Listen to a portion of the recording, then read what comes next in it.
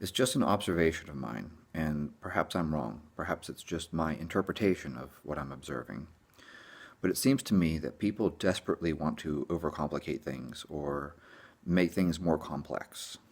And I bring this up because I run into this on a regular basis where people look at a program or a diet or anything at all and they start majoring in the minors. They get into these minor details and they start obsessing over these minor details while they're missing really big factors, and simple factors at that.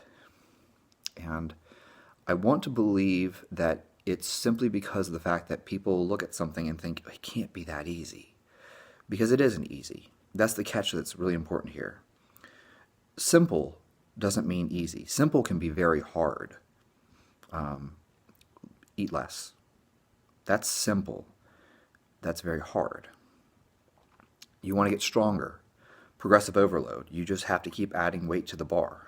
That's very hard. If I told you, do 5 by 5 and add 5 pounds to the bar every week until you plateau. And then when you plateau, switch to 3 by 3 and add 5 pounds to the bar every week. It sounds too simple. And so people think simple and easy are synonymous. But there's nothing easy about this. These things are always more simple than people make them. People come up with these drop sets and giant sets and this periodization program that looks like something out of a math book. And it really isn't. And so I'll tell you, my secret, because I used to post my training log. I used to post every workout and my nutrition log too. I used to tell people exactly how I trained, exactly what I ate. And people didn't believe it. People are like, well, what else are you doing? It's like, nothing. Like, this is exactly what I do. Because it seems too simple. That's the problem. It seems too simple.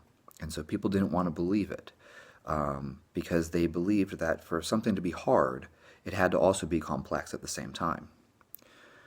My squat workout every Monday was, I would work. So when I say one set of 20, I mean one set of 20. But that doesn't mean I did just one set of 20, like straight to it. Okay? I'd warm up at the bar, probably do 20, 25 reps at the bar, throw 95 pounds on, 10 reps, 135 pounds on, 5 to 8 reps, 185 pounds, okay, maybe 3 to 5 reps, 225 for a set of 3, maybe 275 for a single or a double, all right? And then I would drop it all the way back down to 155, and I would do 155 for a set of 20, okay? The following week, I would follow the exact same progression all the way up to 275, and then I'd come down and do 160 for a set of 20. And then in the next week, it's 165 for a set of 20, okay? So every week I was adding 5 pounds to the bar for that last set. But mind you, that isn't like I just walked in, threw 160 pounds on the bar and just did 20 reps and called it a day. I went through a full warm-up, and then I warmed up with the bar, and I, hit some weights, made sure I went heavier than I was going. Okay? If I want to squat 155 for a set of 20, I want to hit something heavier than that to kind of like stimulate my nervous system, get my brain into the right area, mindset, whatever you want to call it, to push hard. I continued that program from 155 all the way up to 255 for a set of 20 before I got stuck and I couldn't make 260 for a set of 20. Okay? Why 155? Well, that's a great question too. 155 because I read a Dan John article where he said that being able to squat your own body weight for a set of 20 was a good benchmark. And so I weighed 155 pounds at the time. Therefore, I decided I'll start at 155 pounds because I can do 155 for a set of 20. And then I just added 5 pounds every week, all the way up till I hit 255.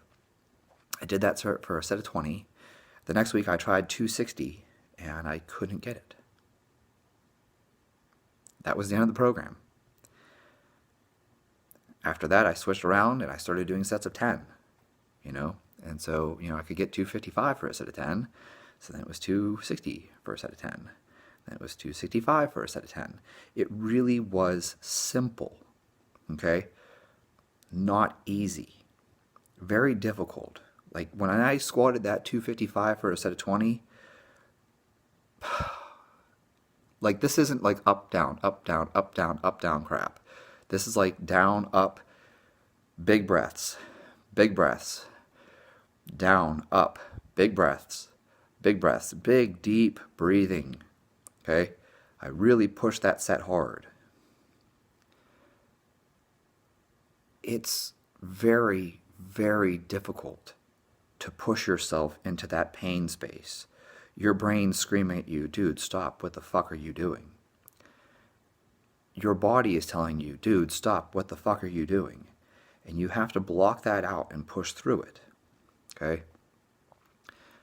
That was very simple, not easy. And I'm trying to tell people the same thing about whatever program you're following. I don't care if you're following a 5x5 or a 5-3-1 or, you know, some, I don't know whatever program you're following. You pick your program, okay? You're doing GZCL or whatever, cube method. It doesn't matter. The point is that they're really not that complex. The part that matters is how hard are you willing to push, okay?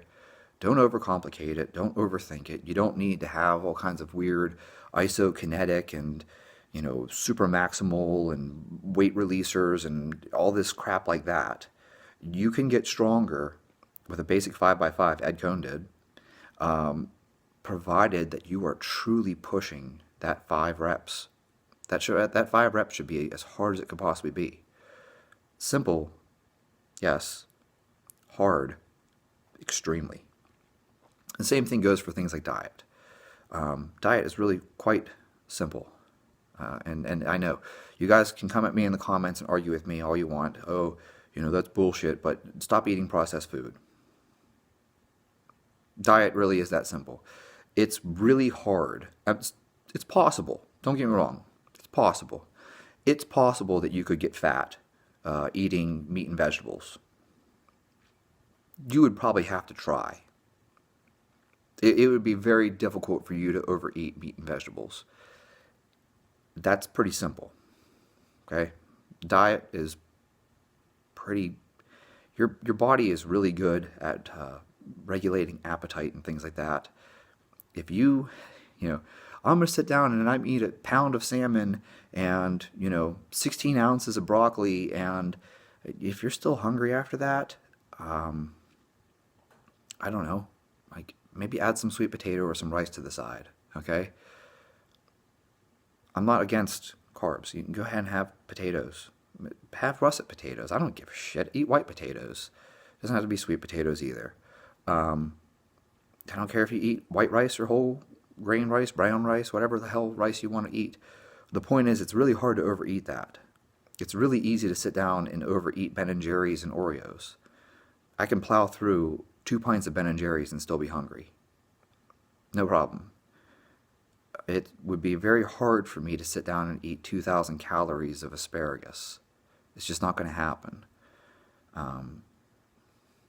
Try eating 2,000 calories of Greek yogurt. But you could easily eat 2,000 calories of ice cream. So it isn't because I'm sitting here telling you, oh, you know, the ice cream is inherently fattening or some magical thing. If you can restrict calories eating Twinkies, you'll lose weight. But the thing is, it's much harder to overeat asparagus than it is to overeat chocolate, Hershey's chocolate, which tastes like wax. You should get Cadbury, the good stuff from the UK, though, not the Cadbury that's made by Hershey and sold in the US. Get the good stuff. If you're going to eat stuff, you should enjoy it. Yeah. Yeah, and don't eat Oreos, because Oreos suck. Make some homemade chocolate chip cookies, because those are going to taste way better. Not because there's something wrong with Oreos, like there's some magical ingredient in them or something, but homemade chocolate chip cookies fresh out of the oven when they're nice and warm. Yeah. Point being, okay, stop overcomplicating things. You're just making it hard for yourself. Most of these things are pretty simple. They really are. But I think that's what's deceiving. That's why people think you have a secret. People are like, what's your secret? It's like, there is no secret. You know what the secret is? The secret is that I push to the absolute limit on that set of 20. That's the secret. It's not a secret that like, oh, I had some weird special trick to do 20. No, it was like, I decided I'm going to do 20 reps or die trying, which is ironically how the 260 went for me. I totally got buried at the bottom and basically stapled my ass to the floor. I'm surprised I didn't get injured. I'll put it that way. When you actually fail a back squat, be ready to bail.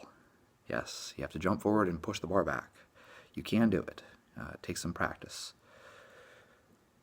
In any case, all I'm trying to share with you guys is that if you overcomplicate things, you're making it harder on yourself. A lot of these things really are very simple, but it requires consistency, it requires discipline, it requires all those factors that we hate. And that's the secret. The secret is that there really isn't a secret. The secret is basically push yourself, and push yourself really fucking hard.